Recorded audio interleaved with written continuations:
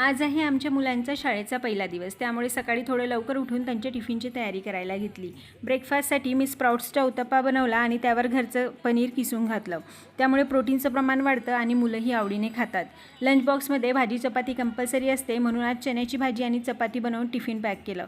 सध्या आंब्याचा सीजन असल्यामुळे मुलांच्या डब्यात थोडा आंबाही दिला। मुलांना शाळेत सोडून आल्यानंतर आम्ही दोघांनी 20 मिनिटं वॉक केला। खरं सांगायचं तर हा आमचा मी टाईम असतो। या वेळेत आम्ही निवांत गप्पा मारतो आणि दिवसाची सुरुवात खूप छान होते।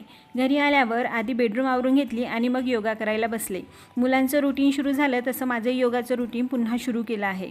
आपण घरातल्या प्रत्येकासाठी वेळ काढतो, पण स्वतःसाठी मात्र वेळ काढायचं विसरूनच जातो।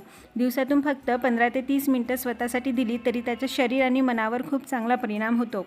तुम्ही अजून योगा सुरू केला नसेल तर आजपासून नक्की करा। सुरुवातीला फक्त 15 मिनिटं जरी केला तरी चालेल। कामं अर्धा तास उशिरा झालं तरी काही फरक पडणार नाही, पण आपल्या शरीराकडे दुर्लक्ष केलं तर त्याची किंमत आपल्याला नंतर मोजावी लागू शकते।